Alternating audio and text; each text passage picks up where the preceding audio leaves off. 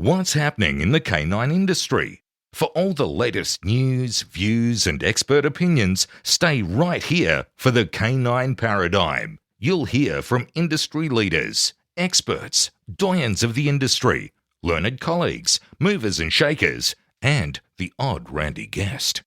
Get the latest insights and expert advice from both here and abroad from the people in the know. Now, here are your hosts, Glenn Cook and Pat Stewart. And I'm Lofty Fulton, and I'm out of here. Hey, you know what we haven't done for a long time? Dance together. Well, we can arrange that. But the other thing we haven't done for a long time is new ads. Yeah, okay, let's do that. Yeah, let's do that. All right, we got to start with the OG. We always start with the OG. Yeah. But he's good to start with. The Einser Wiener. Yep. The wiener himself. Yeah, the original sponsor of the show, the man who wanted to sponsor us from episode 1, and we told him to fuck off. And then later we were like, hey, we'll take some of that money now, please. Grumpiest but most lovable prick you could ever meet in your life. Yeah, it's the Einser Wiener. Yep. Jason Furman, Ironswick Dog Quip. If you're in Australia, that's where you're getting your stuff. Yeah. Crazy if you don't get, pretty much, if you want dog stuff, get it from there. Have you seen that he hand makes a lot of his stuff as well? I've seen that. He tags me in his Instagram. I know. see it. Me too. I see it. Using his sewing machine. Yep. Playing his songs. He's really embracing social media these days. Yep. He used to have nothing at all. Yeah. A shit website. Yeah. But now he's got a working website and social media. I like watching him use his sewing machine. Next thing I know, he'll be making linen on a loom. Who knows? Hey, you know who else sponsors the show? Who? Your wife. She does. Yeah. Canine Pharmaceuticals. Yep. The best dog pharmaceuticals. The best canine pharmaceuticals. Premium grade, Yep. human quality. Yeah. It's going gangbusters at the moment. Thank you to the community who have been supporting Yeah. it. It's great shit. There's been hot demand for her to get this all over the world. Like people are asking her from every country. She's looking into it at the moment. Okay. So that's going to happen. All right. I caught up with George Kittredge and saw the actual Rowdy Hound box. I know. Yeah. So I had a good talk with George actually about his process in getting this thing to market. Yep. It's a motherfucker. So you should, if you want one, you should get one because George has put a lot of work into turning this dream into a reality. He And did it so is a much reality. R&D, didn't he? Oh, huge. And the product is amazing. Yep. And So he's get got one. training videos, everything showing lot. he trains and supports people how to get the dog into it, Yep. how to make it safe, Yep. how to make the dog have a good experience from So it. if you ride a motorbike and you have a dog, you need the Rowdy Hound dog box on the back of that motorbike. Absolutely. Next, Fabian Romo. Yes. He's got a shop, Mojo. And you've seen it. I've been in there. You've I stolen stole a his tug. stuff, yeah. I stole a tug. Yeah. I mean, I'd said as I was leaving, I'm taking this. Yep. So I guess it doesn't count. But yeah, Mojo Dog Did you Gear. pay for it? I mean, With your time. yeah. So it's not really a theft. Yeah. Okay. Everything's fine. If you need dog gear in North America, that's where to get it. Mojo. Yeah. They got everything. What he has, to be honest, is the best dog trainers shop. Yep. It's without a doubt the best shop that I've walked into where you can buy actual dog trainer gear. Yep. Yeah, high quality e-collars, mills, leashes, all That's the impressive. things like proper tugs, like all the actual things that Yep. real dog trainers use. Mojo, get it there. We have a new sponsor also. We do. Yeah. Daniel Trapino. Trapino. Yeah, that sounds about Daniel right. Trapino. It's Dog Club, South Yeah. Australia. Yeah. What does he do there? It's kind of like a little hangout hood that he's created there. Little cultural hub. Little cultural hub in South Australia. So I think that's what Daniel was trying to go for, was to try and embrace and build the culture in South Australia. Because I will be honest, it's been sadly lacking for many, many years. Like not much really canine came out of South Australia. So I think it doesn't mean there aren't good dog trainers down there. There's some very good dog trainers and personalities down in South Australia, but they've never really elevated it. And I think that's what Daniel wants to do. He really wants to push it out into the public forefront. Get in there, South Australians. Get into the Dog Club SA. We must never forget Dan Croft. Dan Croft in Canada. What a good bloke he is. I love speaking to Dan as well. Yeah. Great facility. Great facility, really emphasizing his puppy training programs. I just put an ad up today on Instagram showing a little Doberman doing his little course, running around. But that's what he really wants to emphasize on, the critical period of development in young dogs and puppies. But it's not only that. I mean, it's all working breeds. As I've said before, as you've said before, very impressive to watch all of these dogs on Bosu balls, balancing, and all of the breeds that other people usually are shying away from. He's got like a whole room full of them there. Great shop, great setup, great social media. I really like the Dan Croft setup. Our last person, Who? Barbara de Groot. Oh, lovely Barbara. Yeah. The sugar mama. From the Heart Dog Training. Yeah. She didn't really want to emphasize. She just said, here, have some cash. Yeah. So we just want to say thank you, Barbara. We do want to say thank you, Barbara. Thank you for supporting us. You're We love wonderful. We do love you. On with the show. Indeed.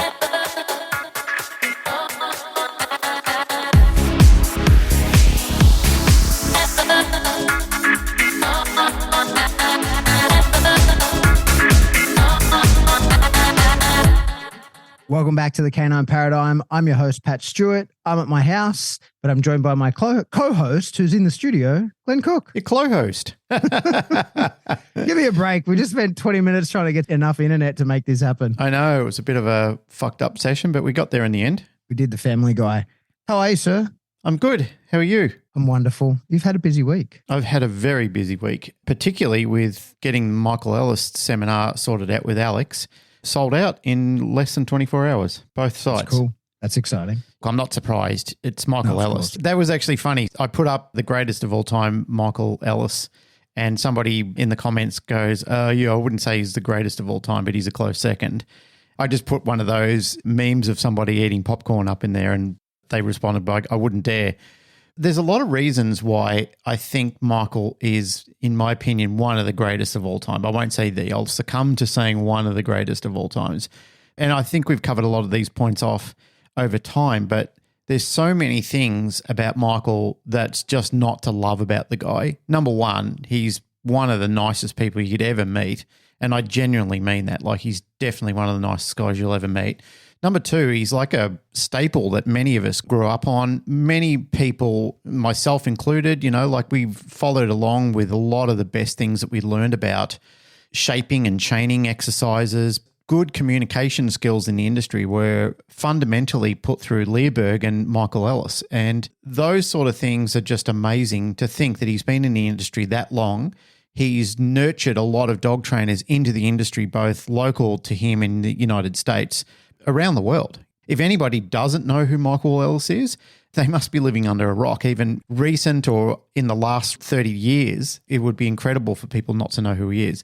The other thing I really like about Michael too, he is genuinely a great guy. Like, as I said before, there's lots of people who appear like they're great people on social media, but you meet them in real life and it's like, oh, if only. But with Michael, there's just... It's not a fairy tale with him. He's a great person to deal with. Like, he's so good to deal with, even just trying to organize things. He's timely. He makes time to show up. He's professional. He's so courteous. He's a real we person too. There's a few people in the industry who I really admire because they're real we people. They're real cultural development people. They're not about, oh, that's mine. I'm going to take that for me and I'm going to furnish that for me. They're people that give and keep giving and give to the community and help and want to see the community grow. And those sort of things are extremely impressive because we're really encouraged to be a me culture. Take, and keep taking. It's nice to see old school people like that who are really enthusiastic about wanting to see other people succeed, wanting to see other people get up, wanting to see the community thrive and prosper. I really admire him for it for a long time. I'm not just saying that because the guy's coming out here. I'm just saying it. I've always spoken fondly about Michael. I just don't know anybody that's got a bad thing to say about Michael because he's never put himself in a position to have that sort of backlash against him. He's generally the greatest of all time. Yeah, I'm super excited to see him. It'll be very exciting.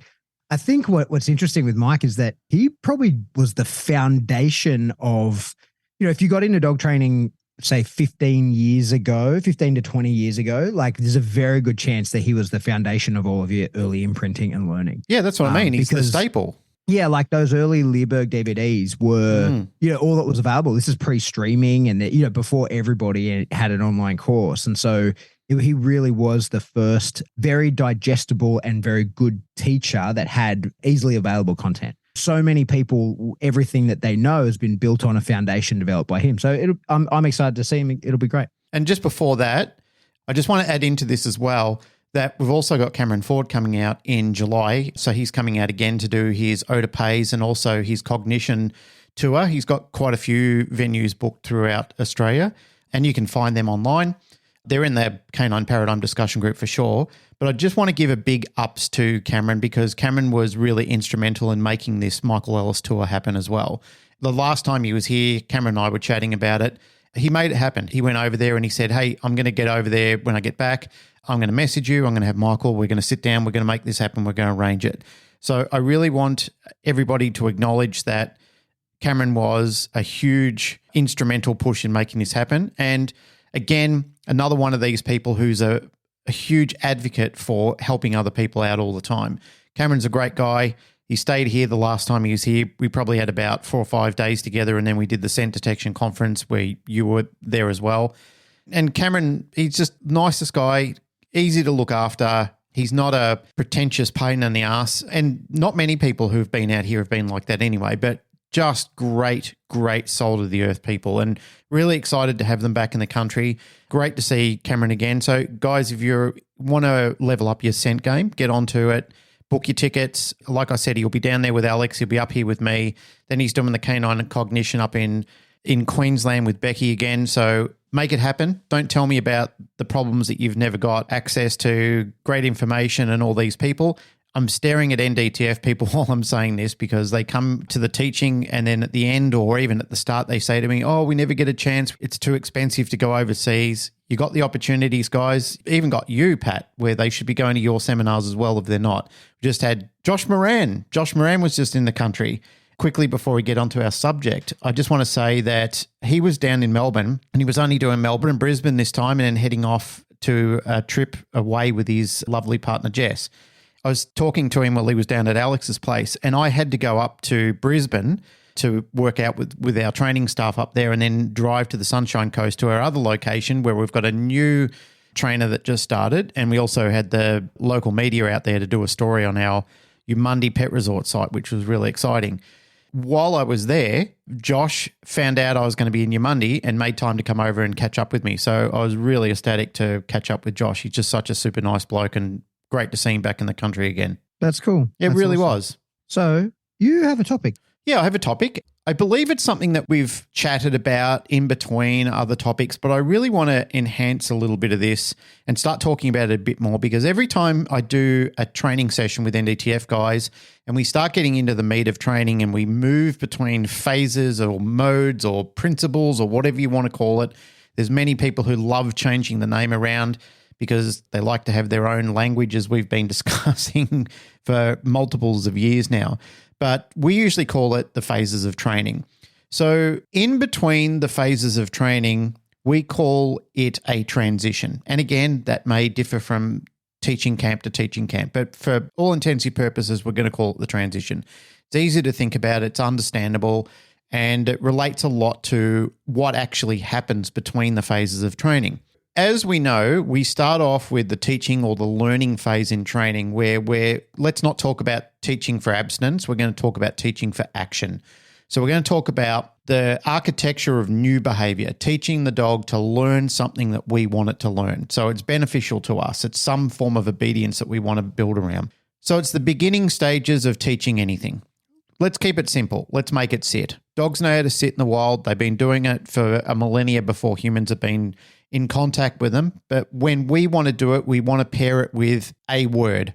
The cue that we generally give them when we say a word, it's going to be a cue.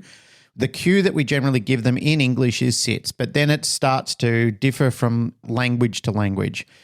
That's something that we proficiently discuss when we're in class anyway. We usually get people who speak a variation of different languages and we ask them, what is sit in your language? What's it in yours? What's it in yours?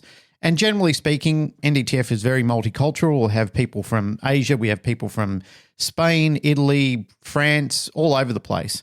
There is always a variation in the cue given, so people will say what it means to them, but it's exactly the same action. So whatever teaching principle you want to work on and whatever cue you want to give them, as long as the dog understands the pairing process and the actual behavior that you want it to complete, and then operantly what's in it for them at the end of the day, that's fine. So let's say, for example, I'm going to talk about compulsion training now, guidance training, where I'm actually putting hands on the dog and shifting the dog into a position. So yes, we can lure, but I just want to talk about compulsion now. So in the course, we teach both. We teach people how to lure and we teach people how to compel or guide a dog in position.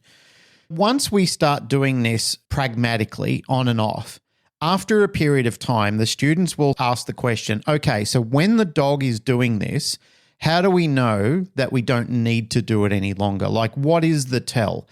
The tell that we generally see in these positions is you see the dog gaining acquisition of the behavior.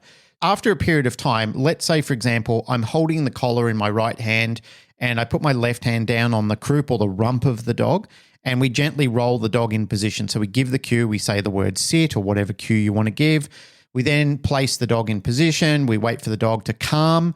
Then what we do is we mark the dog and treat the dog out of position. We just repeat this behavior again and again and again. What the transition looks like in this phase, going between teaching or learning into training, is eventually what you'll start to see the dog is shifting its whole paradigm of thinking. Instead of having to wait for you to do the actual contact with the dog, you'll go to do it and the dog will see what you're going to do. And just as you start giving the cue, the dog will, it looks a bit rickety and a bit unorthodox, but the dog will then start to slowly place itself in that position. That is exactly, in my mind, if I'm doing the teaching, that's exactly what I like to explain, even better, what I like them to witness themselves a dog doing. And we generally do that. We take a dog that's pretty much raw dough. We take the dog in as many days as it needs to take, and we just allow the dog in its own time and pace to finally work out, this is what you want me to do. You can actually see the lights start to flicker, like they actually start to come on in the dog's brain, and the dog becomes aware. That's what I mean, the point of acquisition. They generate acquisition of what's happening. They hear the cue and they try and attempt to do the behavior. Generally, when that happens, the other question that I get asked is, can you punish during that stage? The answer to that is I wouldn't. I would wait and I would allow, because we start talking about operant conditioning. I should insert that there. So what I generally say to the students is I wouldn't do it. I wouldn't be punishing for that point in time, because the dog wouldn't, I wouldn't say that the dog is truly operant. You are between strides. So it's a small window, but nonetheless, it's a very important window and something you've got to pay a lot of attention to and take it in your stride and allow the dog to transition fully over from one phase where it's learning or you're teaching the behavior until a completely new phase where now you can then say, now I can see you understand it. You have full comprehension of it. You have full ownership of what's about to happen here. Now I could say that you are truly operant. Now I could say, if you don't do this behavior within a set and agreed period of time, then also a punishment can start taking place here if you choose not to do the behavior. All right. Well, I've been yammering on about it. I'd like to hear your thoughts. I think maybe we use slightly different language. Well, we definitely do use different language when we're teaching that. So like I call it a teaching phase. After that, I think what you would call a training phase, I sort of refer to just going to a variable schedule of reinforcement. And you can't do that while the dog's learning, because if the dog hasn't got it, then you can't go to a variable schedule yet, because you can't be sure that they actually understand it and you might be pushing extinction too early. I agree with you. I think that the way that you can assess whether you're ready to leave that learning phase or what you would call a training phase is that you give the command, the dog does it. And I would suggest within your learning environment, because the moment you increase distance, duration, or distraction, then it's all going to fall apart. So like I have my set environment in which I'm going to be teaching this behavior, and I'm going to continually expand that out and generalize and take it different places and sort of acknowledge that even though I might have been at the intermittent schedule of reinforcement where sometimes I'm paying, sometimes I'm not, and I'm beginning to chain behaviors together and asking for, strings of behaviors, that is going to be like, perhaps I could do that in one environment, but not in another, because the dog's not ready for that. And so I have to acknowledge that when I get there, I go back down to my learning phase. I think as well, like I wouldn't use the term punishment there. Like for me, I think that if I ask the dog to do it and it doesn't do it, then a pressure that makes it happen in that moment is probably still, I'm putting in the category of negative reinforcement. But I think what we would do is the same, but I think it's just sort of wordplay at that point.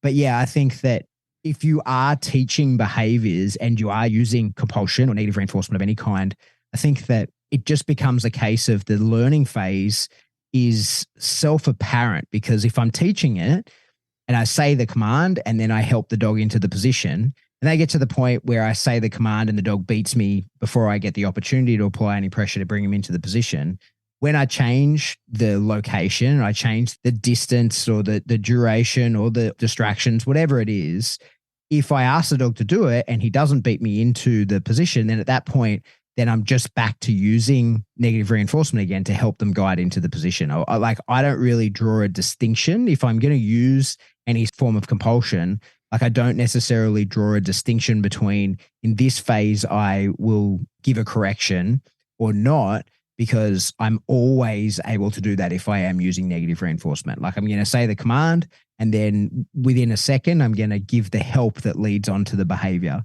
The only difference that sort of comes with that is when I am very confident the dog knows the behaviors and I'm at, a variable schedule of reinforcement where the dog would beat me and I'm very confident the dog will do it.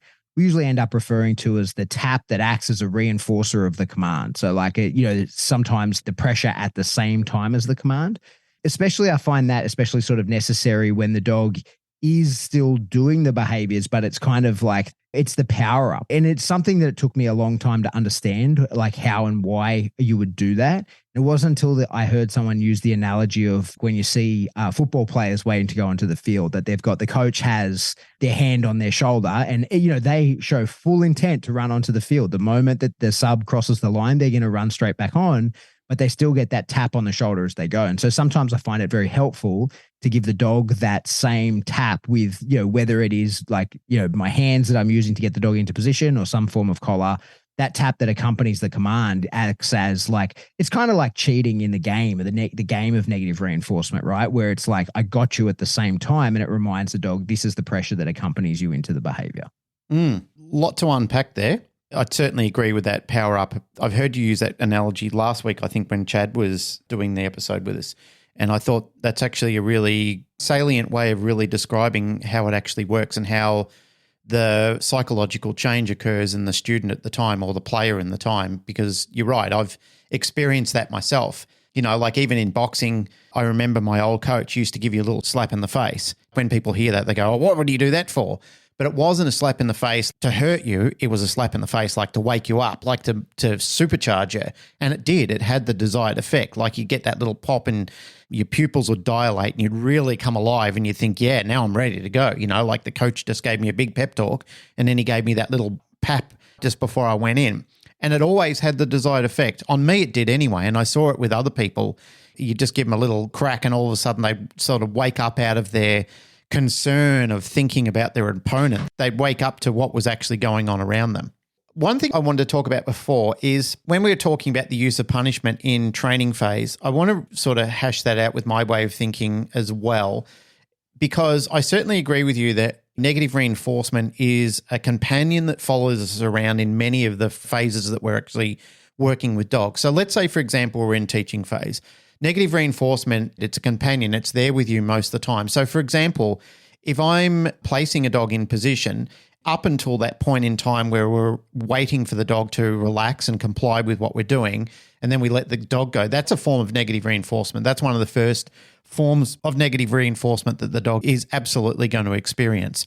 And then when we start talking about punishment, when we're starting to withhold reinforcers and so forth, then we can get into the nitty-gritty and say, well, we're using negative punishment during that point in time. It starts to get into grey areas when people want absolutes. And that has come up a couple of times when people have said to me, oh, well, what happens when you withhold food? Because you've told me that's negative punishment. And I've said, yeah, you're right, it is. It's a form of negative punishment. If the dog understands that its behaviour is not going to allow the food to come at a certain given time, then yeah, it can be perceived as a negative punishment for sure. I totally agree with you on that point in time. However, when we do get into talking about positive punishments, like talking about the use of corrections, there are times, certainly when I'm doing it, and colleagues of mine, we've been discussing this in points before, I definitely agree with you that a majority of times we're using a lot of negative reinforcement and it's been confused with what positive punishment is. However, there are times where I teach and we do talk about it when a dog has a full comprehension of the exercise it's going to do. However, it's chosen not to, for whatever reason that may be. And let's say, for example, the dog is still in a low stim environment. So you've got the dog effectively in a shed type Skinner box, and you've said to the dog sit, and the dog has just phased out. It's just looked over your shoulder. At that point in time, I will give the dog a correction. I will give the dog a short, sharp pop on the lead. It's not hard. It's not about lighting the dog up or giving the dog like this incredibly horrendous correction, but it is to say to the dog, you pissed around, you fucked up, you're going to get in trouble for that. It's not tolerable to do that.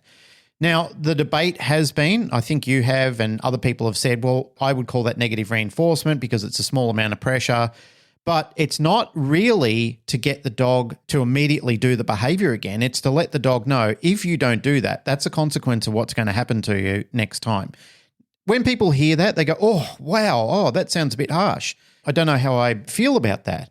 However, in my opinion, I feel that's why a majority of dogs that I see misbehave for their owners, because their dog doesn't have anything to go off the back of.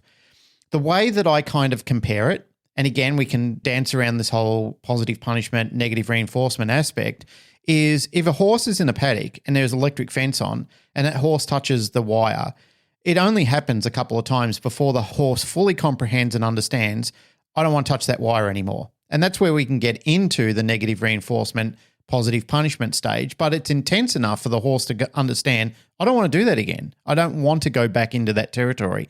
I want to stop doing that.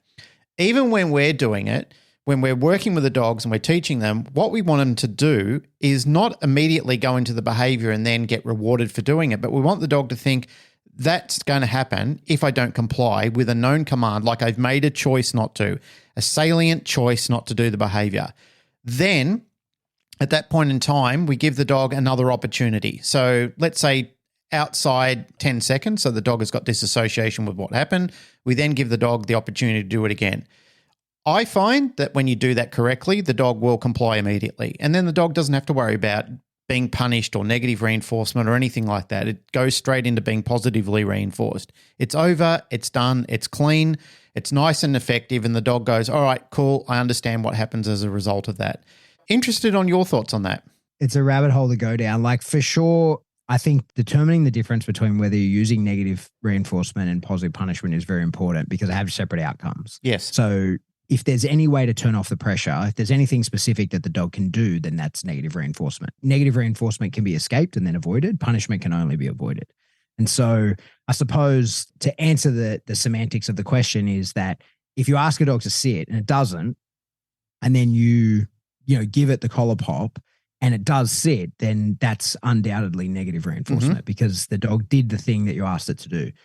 I suppose the case is, though, if you ask the dog to do something it doesn't, you give it that collar pop and it still doesn't go into the behavior, but you then go to like a reset, then that would be a case for calling that punishment. And the only instance in which you can actually punish sort of in that, is when you can be sure that it is deliberate disobedience. Absolutely. I entirely agree with you that. And that's why I said that it has to be very clear and salient in the mind of the dog and also in the operator, that at that point in time, as soon as you see that choice that the dog has made, I'm not going to do this, I'm going to defy it, then at that point in time, you have to consider using a positive punisher. Otherwise, the dog will experiment with that behavior or that choice in behavior again.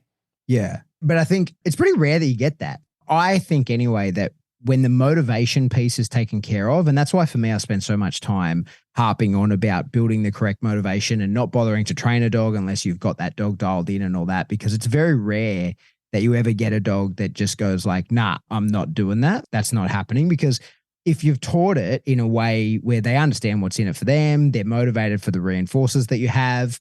And from my point of view, I wouldn't be training anything if I didn't already build that. Like that's step one for me is getting all of that. So if I didn't have that, then I wouldn't be asking the dog to do something and expecting that my positive reinforcer works if I haven't first, assessed that the dog even wants my positive reinforcer and that it in fact is going to function as a positive reinforcer. That's why I think for the most part, it's kind of a moot point because if for me, I think that if a dog just goes like, nah, I'm just not doing that, like there's no way I'm not doing that, then it's pretty rare that I am going to even continue on in that moment and continue using that form of positive reinforcement in that session, given the states of arousal and blah, blah, blah, blah, blah. That's not to say I'm not going to continue the session. Like it would be that then I'm like, okay, well, like maybe this is a session that this is cause for more negative reinforcement. I'm going to layer that over the top. And I think that the distinction between, like, it's kind of irrelevant. It's something that I used to sort of harp on. I used to dive into this a lot more and sort of try and understand the distinction between negative reinforcement and positive punishment in terms of a correction. And now I don't, because I just think that for me, like there's a kind of a flow chart that I go through in my head about which one I'm going to use. And in order for it to be punishment, it has to be essentially the dog knows the behavior. Their dog, it has to be deliberate disobedience where the dog goes like, no, I am not doing that in spite of the fact that I know full well what you're asking me to do. And the only reason that I would typically ever have that happen is because of some like strong competing motivator. usually it would only be because like I've asked the dog to do one thing and the dog has an intent on doing something else. And that would be cause for punishment in that moment.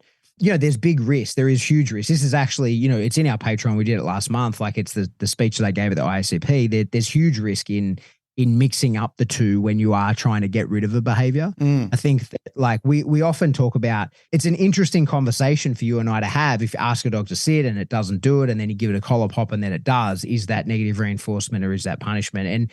And like for the most part, I think it's negative reinforcement, but I can make a pretty strong case for the opposite. But I think it's kind of irrelevant, like it's pressure that brings on the behavior.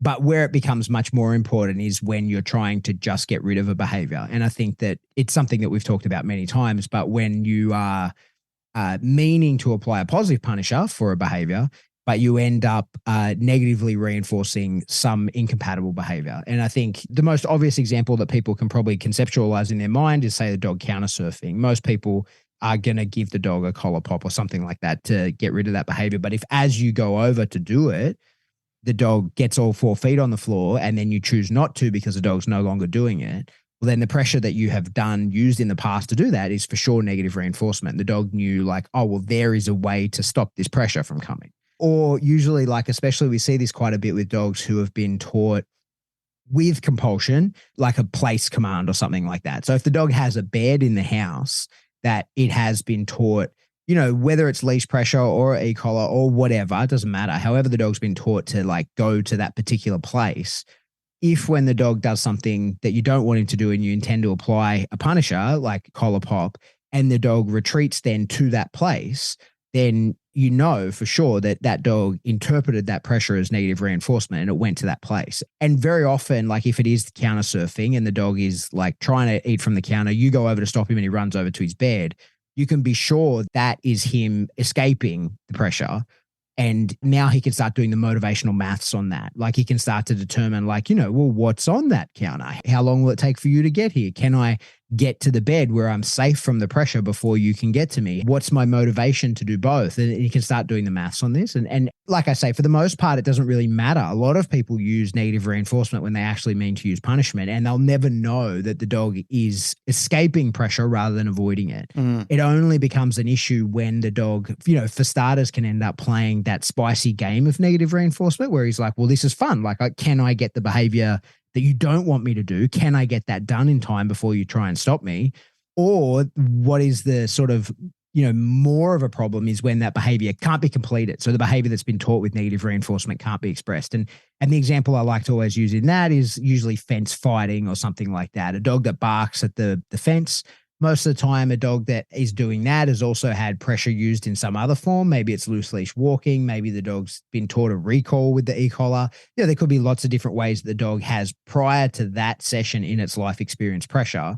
And so when the dog does the thing that we're trying to punish away, i.e. fence fighting, barking at people going past, whatever it is, people will apply pressure. The dog will end up kind of loitering right near them. And before too long in your session, when you're trying to get the dog to do the wrong thing, it just won't. And you could diagnose that as being like, okay, I've sorted this out. But in every instance where you see people doing that, the dog then starts hanging around them. The dog just doesn't keep just kicking around in the yard, living his best life, doing whatever he wants. He usually then you find that he starts loitering around the handler very close by. And in my mind, that usually means that the pressure that the dog perceives that has been stopping him from doing the thing that we're meaning to stop him, i.e. fence fighting or whatever, it's actually been compelling him. It's been perceived by the dog as negative reinforcement to hang around with you. And ipso facto, that also means that they can't fence fight while that's happening. So that's all fine. That'll never be an issue until the dog has the opportunity to fence fight and you're not around. And so then the dog goes, well, okay, like the trigger for the behavior of retreating to you is the thing that, previously used to trigger fence fighting. The stimulus comes past, whether it's another dog or whatever it is. That sets the dog to the point where he goes, okay, I need to escape and avoid the pressure that will come. I need to run to the handler. He searches for the handler and the handler's not there. That can cause two issues. That could cause a large amount of stress in the dog because the dog then thinks, well, I can't escape this inevitable pressure that will come. So you can get some anxieties that will come of that. Sure. But then the other concern is that then the dog realizes, well, I can't turn it off. Also, you're not here to give it to me, so there's no point. And then he'll continue fence fighting and doing the behavior. And so in your absence, it will continue. That's what I mean. So like for the most part, I think that the conversation around is it negative reinforcement, is it punishment? It for the most part and for most people, it doesn't really matter because they're going to apply a pressure and it's going to have the desired outcome that they want. And which basket you put that into, like there's a right and a wrong one. And with a lot of analysis, you could figure it out. But it's only when it's not having the outcome that you want. Then you have to look at it and go, okay, well then perhaps this pressure has been perceived by the dog as being something other than what I wanted to have him understand. But I think what's of note is in both of my examples there, they're both to get rid of behaviors. They're not when they're problematic behaviors. They're not teaching behaviors. They're not like, teaching obedience or anything like that. Well, negative reinforcement, you could consider that as a teaching moment for the dog. No, but I mean, the two examples I gave there, like fixing counter and fence fighting, both of those are just like, I want this behavior gone. Yeah. And so the case is that you really want to be more careful and use punishment more accurately and have the dog understand that this is a pressure that can only be avoided. It can't be escaped. But for the most part, when we're teaching the dog stuff, loose leash walking, heeling, sit, down, stand, all of the monkey drills that we would teach a dog to do, the pressure that you're going to do within there is, I think, from my point of view, is almost certainly going to be negative reinforcement. The only time that I'm going to be tipping into punishment in that time is where the dog shows me like, I know what you asked me for. I know the reinforcer that is available to me for having done that behavior. However, I choose not to do it because I'm more interested in something else, right? So like my motivation lies elsewhere. So in that moment, for sure, that's where punishment is the right thing to do. That's the time to say to the dog, like, hey, you can't do that. That's disobedience. And your motivation towards that other thing is not like you shouldn't be expressing that currently. But then also, I for sure then want to go back to the drawing board and assess like, okay, why did the motivation that I was leveraging from the dog fail, right? Like, why is it that what I had and was offering as positive reinforcement was the dog chose not to take? And why in that moment did I have to use some form of compulsion in order to get what I wanted to happen? I need to reassess that. Now, that's not to say that it's like I don't agree with doing it, but it for sure tells me that I need to look at like, okay, what else is not here now, but for next time, what other gaps can I fill to avoid having to use this again? I've got to jump in there. I've got a question to ask on that. And I think this is a very important question too, is do you think that there isn't already leagues of dogs that don't fill that description? What do you mean? Which description? The description of a dog that is shifting through motivational sequences, like it's suddenly into what you've got, but then can easily shift to something else. Yeah, for sure. And if that's the case, I would want to address that prior to teaching the dog anything. For me personally, that's what I would rather do. Look, I agree with that. I think that, I've heard you talk about this on motivation before, and I certainly agree with it. However, I feel that is probably an easier said than done scenario in a lot of cases, because this is let's call them the family dogs, since we had chat on last week, let's call them the family dogs. I find that they're the dogs that nobody else really wants to train because they don't look good. They're not the dogs that pay attention. They're not the dogs that come over easily. They're not the dogs that generate good responses and therefore get the 5-star tick at the end of the day.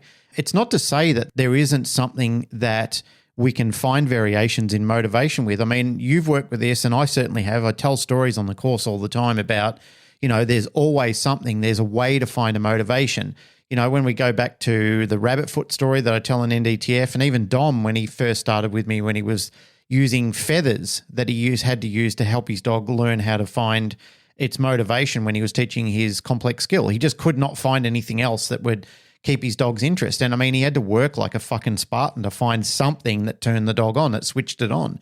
And that just goes to show for some people that they've got something that the dog is partially interested in, but then it can easily switch and it can dial out of what you're actually trying to do with the dog. People have said food and they've gone on and starved their dog for multiples of days and then still find that it's not working, and then they switch to toys, and then they come back to YouTube and then they hear, they hear you and me talking about how you should be able to find it all the time. But for some of these dogs, they're like some children that exist out there that just learn differently than other kids. Like they struggle in school. They've got things like dyslexia where they can't read properly. And I mean, I know there's treatments and I know there's ways that they can get through it.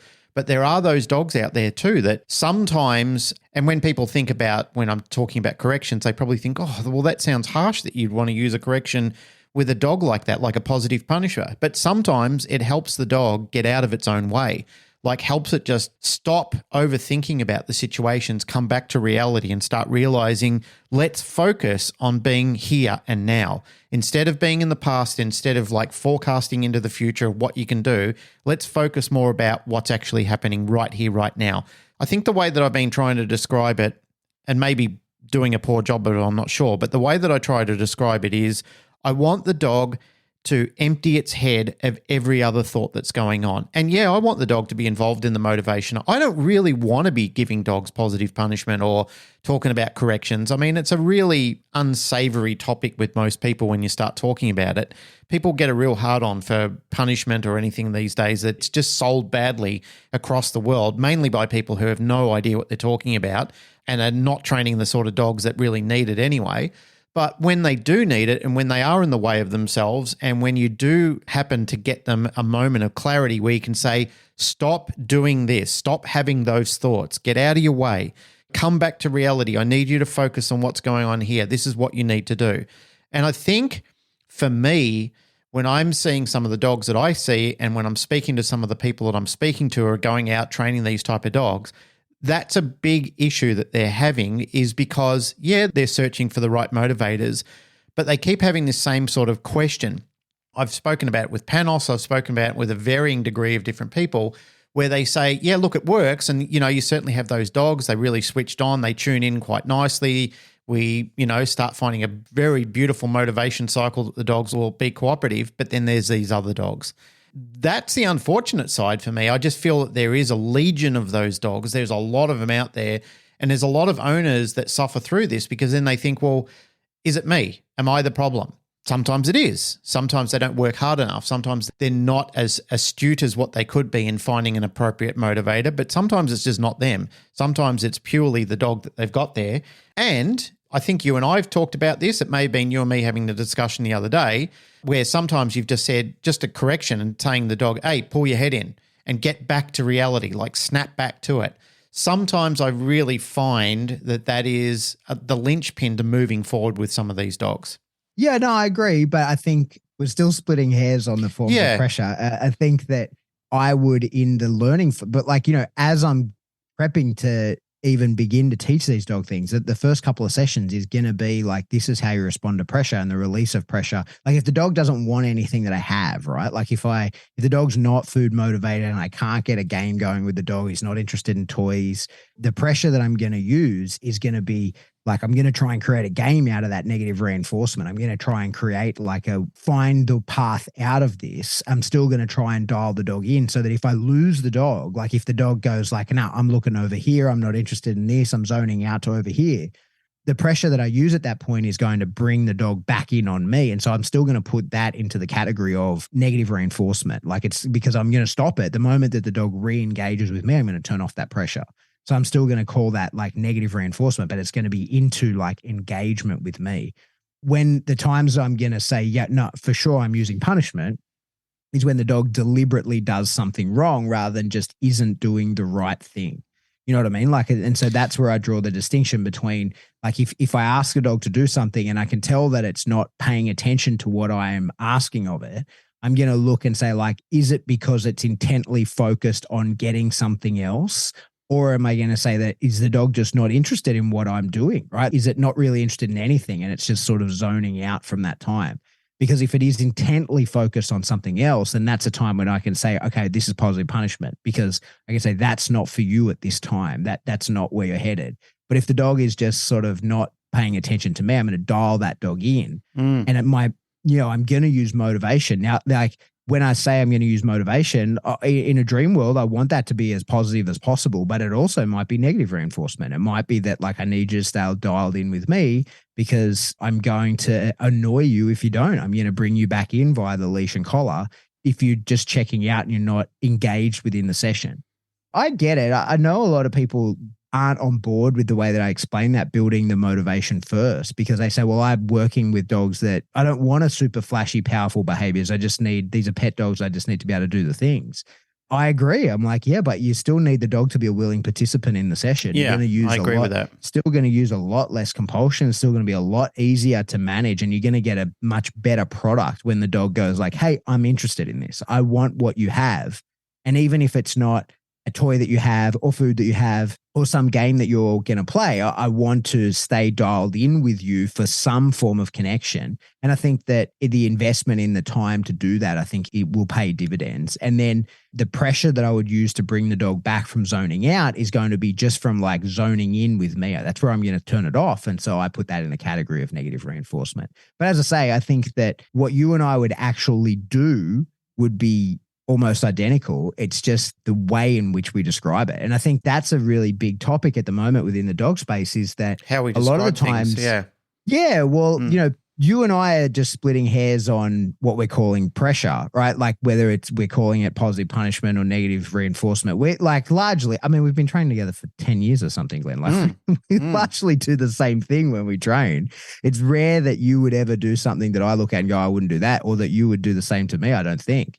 But I think that it's the way that we describe things. It can sound really different. And I think that's what we see a lot of. That's what we see tons of online. That's what we see a bunch of people who are often at appeasing their audience by saying the words that they know that won't get them into trouble, or that they say a bunch of things that they create a fantasy world around the way that they train dogs, when in reality, if you would actually watch them, you would go, oh yeah, like you're using negative reinforcement, using positive punishment, doing all the normal things. You're using positive reinforcement after the behavior is complete. You're compelling the behavior in one way or another. They're using spatial pressure. You're restricting dogs' access to things. So that goes in the category of negative punishment. Like they're doing all the normal things, but they use very different words because those words have such strong connotations. And then the problem is they often then say, well, I'm anti-punishment, or I would never use punishment, or they might refer to themselves as a plus R only trainer, because as you said, like when you're saying I'm going to punish that dog, like that gives people big feelings, right? Like it upsets people. It makes them not want to take on the information sometimes. But in reality, most trainers, if they're being successful, they're having to do that. I think that, every trainer, when they're teaching a dog to do anything, is going to have to use some healthy doses of negative reinforcement and some healthy doses of punishment in both of its forms in order to be successful. Now, what tools they'll use along the way and how that will actually look might be slightly different. For sure, it will be slightly different, but they're going to have to do those things in order for the training to be successful, or that just isn't going to be successful. So there are plenty of people that don't use them, but they're not successful in their training. Their training doesn't go anywhere. They don't actually, cross the line with the dog. They don't ever achieve the goal of the dog and the client. But the people that do, no matter what label they give themselves, they have to use those things because there's no other way. Like there just isn't another way. But they don't use the words, and they wouldn't explain it in the same way that we're explaining it. I definitely agree with you about what you were saying about motivation before. There's certainly no argument with me about that, because I'm a huge advocate of building relationships first with dogs rather than just leaping into any forms of punishment that aren't necessary and are often done badly because people don't understand them and they're a little bit overzealous with them to start with. Earlier on, when you were talking about the use of punishments, I think I made it clear at the start. If I didn't, I probably should establish that during any type of learning or teaching, especially when you're teaching new actions, as I may or may not have said, I can't recall now, but I do want to establish, and I do want to make it very clear to everybody who's listening to this, that if I'm teaching a dog a behavior, I would absolutely not use a positive punishment during a teaching or a learning phase for an action-based skill. So anything like sits, drops, recalls, complex skills training or anything like that. I mean, how can you punish something that's not clearly established, that the participant, the student, the dog, or whatever you want to call it, hasn't got any form of idea or even a muddy idea about what's actually going on? How could you punish them? How could you live with yourself by using let's say a positive punisher? Because certainly negative punishment is going to happen. So I should make that clear, that negative punishment, withholding or even going away, is going to happen, for the dog being unclear or struggling during an exercise or losing motivation or losing focus or whatever you want to call it. During that period of time, forms of negative punishment, even if you don't want to call it that, the dog will probably perceive it as that, because it'll be thinking, well, why did this end? Well, it ended because you need to think about what's going on here. Clearly your motivation is depleting, or it's dropped off, or it's changed direction, or whatever it may be. So punishment to that degree will certainly happen. But when I'm talking about positive punishment, when I'm talking about the use of firm corrections or something like that, that won't happen until the dog has graduated.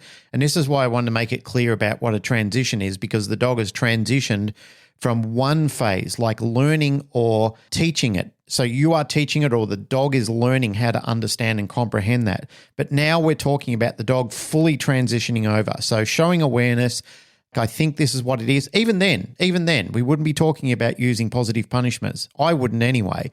What I would be is when the dog has comprehension of what it is. I totally agree with you, Pat. There is a lot of times when we're doing training, and again, to reinforce what you were saying before, you and I are so similar in what we do. We've been through many of the schools of thought together. We talk about things with each other quite frequently. We've done this podcast for years. You've certainly done Gold and Silver School with Bart far more than I have, but we've done that together as well. We've been to many of the same seminars. We've debated things. We've listened to other people's teaching, and we certainly agree on those things as well. To be honest, it's not me coming up here to try and say, well, like I have a clear definition and you don't. It's just thoughts that bounce around in my head when I'm seeing a lot of the pet/family type of dogs that we're dealing with. When they are in comprehension mode, when they do understand, when they have graduated from learning the behavior and they're fully into it, and you know that if you see the dog do a sit, that dog will do that sit, let's say 9 out of 10 times or 10 out of 10 times, that dog will do the behavior. But then you start going through a variation where the dog will test. Sometimes it will decide, yeah, I'm going to do it 5 out of 10 times today.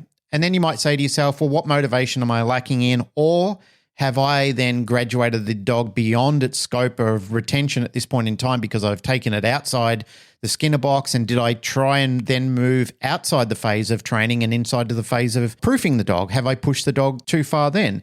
And as the operator, as the trainer, that's something that you need to recollect your thoughts and say, well, I've pushed the dog beyond its comprehension point at this time. That's totally my fault. Giving the dog a correction at this point would be totally unreasonable and extremely unfair to the dog because it's my problem, not the dog's. I've done something that is too far beyond what the dog has done. We've lost cohesion, we've lost traction with each other. There is no point in pushing it forward any point in time. Kick yourself up the ass, give yourself a correction for doing those sort of things. I certainly have. I'm pretty hard on myself when I do things like that because I think to myself, I've taken the dog to a point where we lost momentum with each other. However, getting back into that middle section where I know that, and I'll speak of, my dog. So Randy, for example, sometimes there are points in times where I've got the motivators that he wants. I keep him hungry, he's ready to eat, or he wants his ball. And then there are other times where he's just shifting phases with what he's about to do. So during those times, I certainly give him a positive punishment. Like I give him the correction to say, stop and collect your thoughts, clear your mind, get back to what we're doing. You need to be focused and you need to be committed to what I want you to do right here and right now. And again, I know we can talk about the splitting hairs, but in my mind, at those point in times when that is happening, when I'm do that to him, I would define that as a positive punisher because I'm not asking him to do the behavior. What I'm saying to him is just stop and think and stop what you're doing because everything is going haywire at the moment and you need to center yourself and you need to collect your thoughts and you need to get back to reality, back to what we're doing now. Then when I've got him and then when I can see that I have his attention, then I give him the opportunity. Then I say to him, I give the command, sit or drop or whatever it may be. And then I generally find I have full compliance out of him. And then we go through the rewarding principle and then we don't have to worry about that again because we've got through it. And I feel that every now and then those little jogs, those little reminders get our dogs back on track and then they can center themselves. And as I said before, I find that they get out of their own way at that point in time. They're not preoccupied by everything that's going on or trying to look for something else or feeling that that behavior is okay to do because they've done it before, they've experimented with it, and now it's okay because nobody really did anything from it before. Like whatever happened was pretty mild. They didn't have to think too much about it. So they were sort of allowed to segue into that line of thinking. That's the only thing that I want to stop with the dog so I can get back into pragmatic and practical thinking again.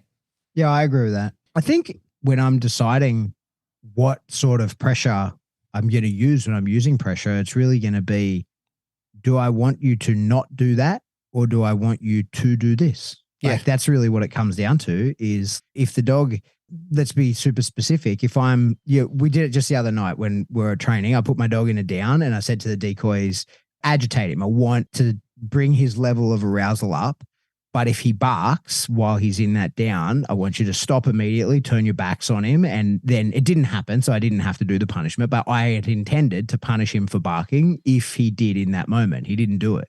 But what I would have done is I would have then got them to turn around and like walk away from him and remove themselves. There's the negative punishment component. Yep. And I would have gone over and I would have taken him by the collar out of the down. I would have moved him away from where he was. Would have been a timeout in place. With my own dog at that point, the amount of positive punishment I would have to use at that point would be tiny. It would be like a couple of tiny pops on the prong, because that really to him is icing on the cake. It's that he lost everything. He lost his access to the session. And so that would be highly punishing to the dog. But in that moment, if he had popped up into a sit, then I would have used negative reinforcement to push him back into the down, right? So like the barking was off the table. I don't want barking. But if he had done the wrong thing in that moment, then I would have like compelled him back into the right thing. So I think that's like where I draw the distinction. Again, it's sort of semantics. The only difference is like there's different outcomes. Like if he remained in the down and bark, that's something I don't want to happen. But if he popped into the sit, then that would have just been like anticipation of going after them. And I don't want I don't want that to happen. And if it was happening continually, then I would consider punishing it. But for the most part in that time, I would have gone over and been like, put him back into the down rather than punishing him for breaking the down in that moment. If he'd gone after the decoy, that would be cause for punishment. Then that means that he's doing specifically a thing that he's not meant to do. He's trying to reinforce himself. And I'm saying like, no, you have to coil that spring in that position. So I think that's how I draw the distinction. Is the dog doing something I don't want, or is he not doing something that I do want him to do? That's where I would then draw the distinction between using compulsion of negative reinforcement or punishment. One thing for sure is that I prefer to, if I'm going to use punishment, is to stack like negative punishment and positive punishment together. Yep. But I find by doing that, the amount of positive punishment I have to use is minuscule, really. And of course, that depends on the dog and the situation. But in the more motivation that I have, the more keen the dog is to be in the session, then that means the more effective my negative punishment can be. And I think it's worth making the distinction and pointing out is that negative punishment, while it's easier on the dog and certainly it feels nicer to do because there's no force involved in it, right? Like there's no pain compliance. Let's use the big boy words, right? There's no pain compliance. It works more effectively. Therefore, it is more aversive. So when people think like it's not any kinder, really, like I think that's the reality of it. Like I think people think that it's a kinder thing to do, and it isn't necessarily kinder because it is more aversive. It works better. It's a far more aversive experience to a dog when the motivation is in place. Now, if the motivation isn't there, if the dog's not desperately wanting something that is available to it, if it's not desperately trying to get something, then it's very hard actually at that point to even identify what it is that you could take from the dog in order to use negative punishment. Well, in some of those cases, they actually cross the threshold into negative reinforcement because they think they're punishing the dog and the dog's been reinforced for taking out of the situation it really didn't want to be in. Totally. One point that you said before, I just want to circle back on it once again, is you use the word effective punishment. And I think that key word, that word itself, effective in both reinforcement and punishment, is absolutely paramount in my mind when I'm thinking about using either one of those, because I really find that it's absolutely insidious how people will fuck around with either one of them and never really get clear definitions with their own dog on what it is being reinforced for and what it is being punished for. There is no effectiveness there. Like they're playing this ridiculous game of tic-tac-toe with their dog where they're never really getting anywhere, but they believe they are in their own head, or they've talked themselves into feeling good about the situation because they're avoiding using effective punishers. And as you said before, I mean, some of these negative punishments you can use on dogs and stacking these negative punishments, which people do so willingly, and it's become more of a trend that they're fundamentally unaware of what they're doing. That is just crazy sometimes. I mean, some of these punishments that we're using on dogs and even advocating for because it sounds much better when you sell it to the crowd, it just has this compounding psychological blowback that really causes some fuckery with the dog, and it can even be really bond diminishing kind of stuff before. I totally agree with you, and I'm glad you used that word because I wanted to really I wanted to bring it up and I forgot about it, was that word effective in uses of reinforcement and punishment. I think once you're effective in either one of those, then you can really start transgressing into new territories and start making the dog understand like how to actually learn and how to feel comfortable learning around you. We're not talking about not letting dogs make mistakes. There is no such thing as an error-free environment. Error is a part of learning. It's how a dog or how a student, how a human comprehends what they're doing and what they should be doing better or what they can be avoiding by doing. So I never want my dog to feel that it can't make mistakes with me. I want my dog to learn life is about making some mistakes, but just not going back and choosing to repeat them or looking for the territory that the mistake kept occurring in all the time. I want my dog to develop a sense of clarity where it says, okay, we've been down that path. I know you don't like this. I kind of do, but I know you don't. So I've accepted, you've made it clear to me, this is the consequence for what happens. And anytime I've tried to revisit it, you've upscaled it. I'm prepared to leave it behind. That's what I want my dog to do. I want my dog to be aware of that. I want that to be sitting in the back of its mind. Like, I really want to do that behavior, like it's attractive to me, but in these situations, I can't.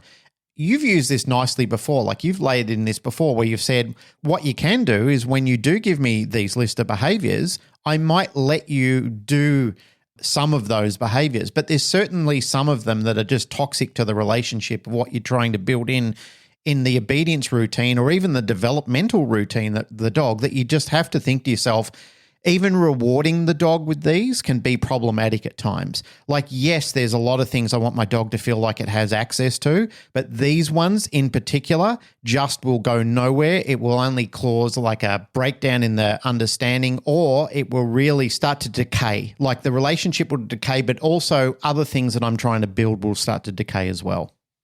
Yeah. I reckon negative punishment has been like really grossly misunderstood, especially in the balance training community. Like I've heard people say, like sort of poo-poo the idea of negative punishment, even saying like, oh, what are you going to do? Give the dog a timeout. And I'm like, yeah, that's exactly what I'm going to do. And to this dog, that's going to be horrific. And I think there's two edges to that sword. I think that for many people, they don't realize how effective negative punishment can be. Probably because they're not really doing it. I think that it's grossly misunderstood. I know we've talked about it many times, but I think a lot of the times people use negative punishment or they like try and withhold something the dog never wanted. Like if you ask the dog to do something, you ask the dog to sit, it does, you click, you give it food, it knows the behavior, it knows the reinforcer at this point.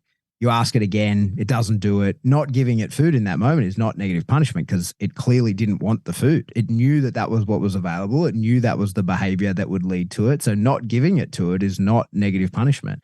And so I think that's how like people have oversimplified it and dumbed it down to being so wishy-washy like that. And that actually is not what it is at all. And I think one of the other things that it gets quite misunderstood is that most people sort of finish a session if it's negative punishment. And I know we've talked about this in the past, but that's really not the right way to use it. Negative punishment is much better done in place and then given the dog an immediate opportunity to rectify and go like, okay, have another go, see if you understood.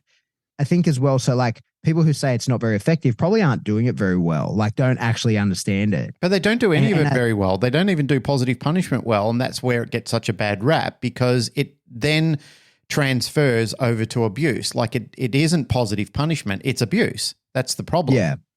Yeah. Or very often it ends up being negative reinforcement.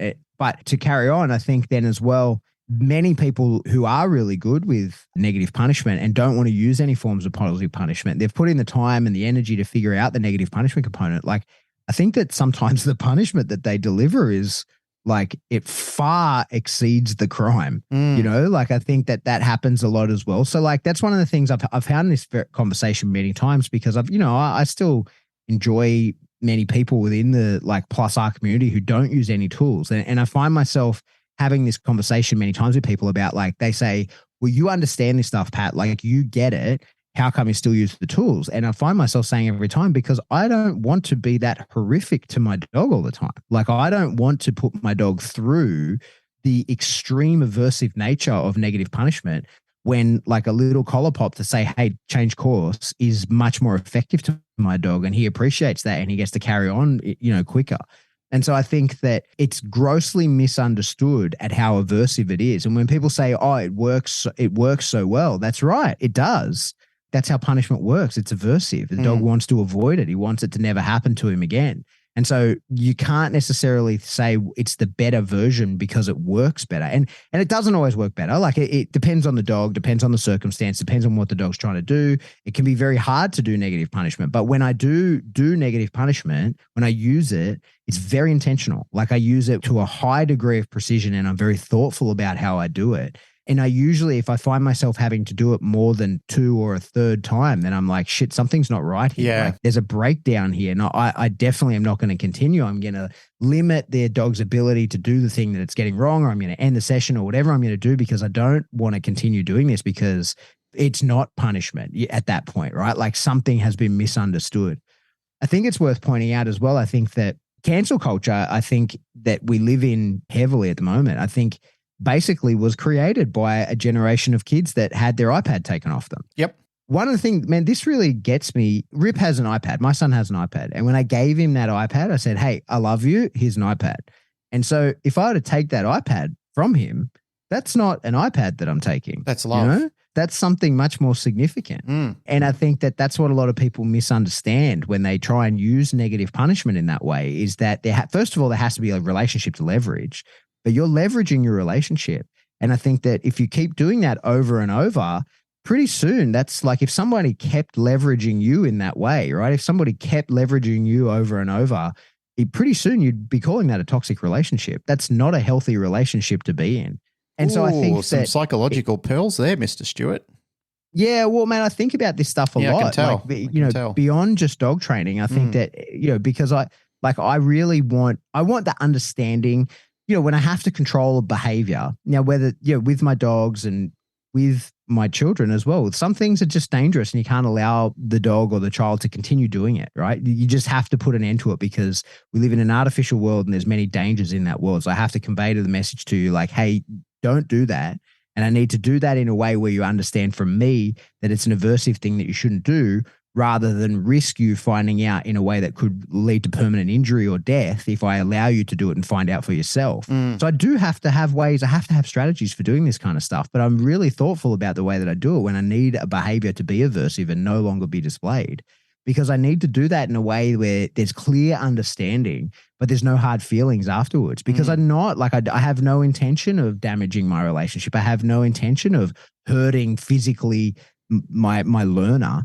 What I want is that they understand, okay, I must not do that, and not just learn to do something else with a higher value or a higher preference. Like, I think that's where we often fall over, is we hear this, differential reinforcement and all this kind of stuff. And I think what people don't realize, the differential reinforcement argument completely falls over when the thing that I'm not allowing the dog to do in this moment is something that I need them to do powerfully in another moment. Because now the whole idea of like reinforcement history and all that kind of bullshit, it goes out the window, because there is going to be a high reinforcement history in the behavior that I don't allow the dog to do until I give him permission to do it. And if he does it without the permission, then my only opportunity in that moment is to use punishment. Now, like I say, for me, usually if I'm going to punish, I'll use the right amount, whatever that is, of negative punishment and positive punishment in the one punishment event, in order that the dog understand it as clearly as possible.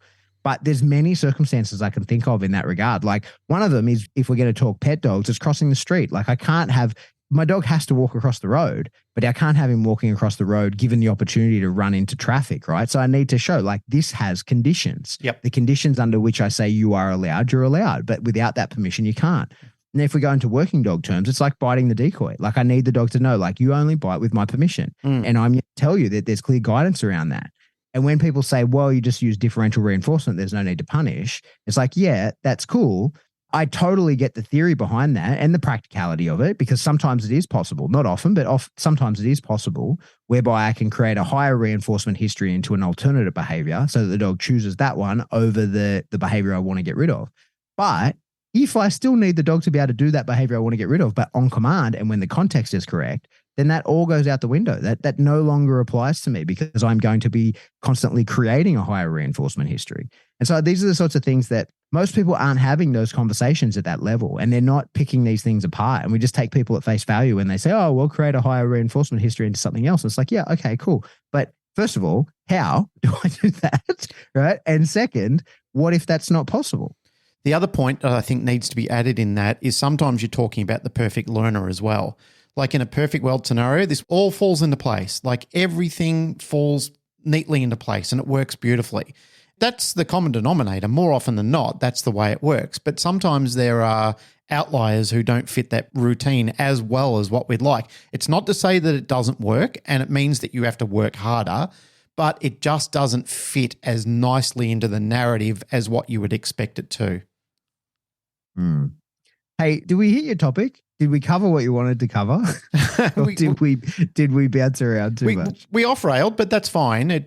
The topic was focusing on what a transition is, but it doesn't mean that anything else that we talked about wasn't as important or even more important as we've discovered. There are some clarifications and some thoughts around that because we do, and as we've said before, we work very closely with each other and we're around each other quite frequently, but yet there are, because of the schools that we've been through and just the schools of thought, that we use variations in languages from time to time. It's not that we don't think extensively through some of this sometimes, but it is an interesting concept. It does warrant discussion. It does warrant community discussion as well. It's great when the entire community gets behind it and they start nutting it out and we start developing a better narrative of how we're actually going to do this. Something that you were talking about before is the relationship between you and the student, and that is very symbiotic. It has to be. It's not just about what you think and what's important to you, because if you go into any training session like that, you've completely disregarded the potential and the comprehension of the student that you're actually working with, and you've missed a great big chunk of what's important in that teaching/learning scenario. That's happened for me plenty of times when I've been training human students before, when they've been coming here and doing courses, where I've gone in and I've just lectured a narrative. And as I found, there are people who learn differently, who think differently, and who comprehend differently. I might get, 12 to 14 students in here, and I might get, let's say, 10, 11, 12 of them out of a 14 class group that are nodding their heads and they're all working along with me. And I'll get two of them who are sitting there and they're like, their eyes are rolling around in their head because what I've explained doesn't make any sense to them. And that is that's the variation in what we see with dog training, is because we'll get a group of people together, we'll develop a phrasing or a terminology point where everybody goes, oh yeah, cool beans, I understand that.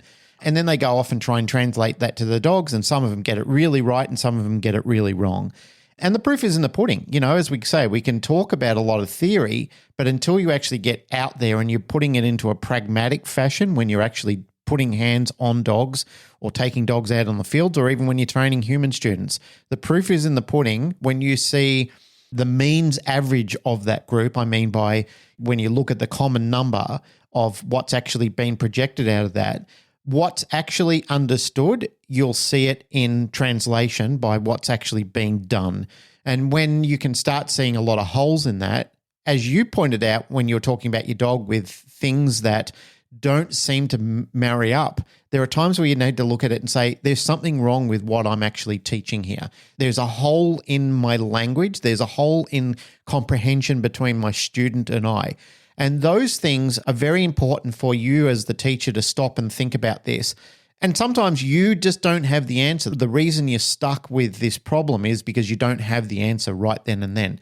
You're not supposed to have the answers to everything. This is why it's so important for us to use these network groups, which we want to encourage people to be in, is because we need to talk about this as often as we need to so we can comprehend it better. I certainly find this when we get the student groups in. There are people that do block one. They're all nodding their head. They're all giving the thumbs up. They're saying, yeah, sure, yep, we're ready. We're looking good for block two. And they come back to block two and they get halfway through the group. And, you can start seeing the confidence drop off because what they said they understood, they really didn't understand the way they said. So it's important for the teacher, the person who's instructing, or even the dog owner, if you want to call it that, whatever that person is, it's important for them to understand, does my student really get me, and does it really translate well to them? And do I get them? Have I taken time to look into my student a little bit more rather than just dictating these actions or these learnings that I've had? do I really comprehend this, and do they comprehend me? And it will be projected in the work. As they say, the proof is in the pudding.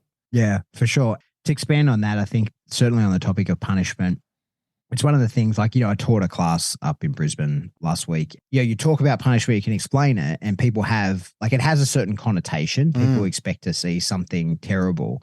For example, hopefully I can find a video of this. I'm not sure whether I was filming, but like I'll try and find it and post it in the discussion group if I do.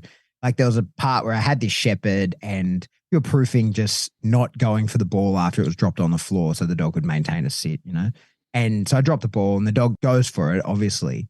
And all I did was say to the dog, like, hey, don't do that, and turned around with the dog on leash. It hits the end of the leash because it's trying to get the ball, but not like I'm popping on the leash. And it's just on the flat collar.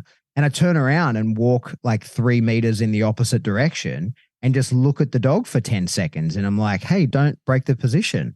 And then, oh, okay, you got it. All right, let's go back around. And we get back and we start again. And then I said to everybody watching, I was like, okay, so that's the punishment that we talked about. And everyone's like, no, that's not punishment. You're meant to helicopter the dog and slam it into the ground. Yeah, but you know what I mean? Because that's the idea of what punishment. That's the abuse that they're used to and they're thinking of.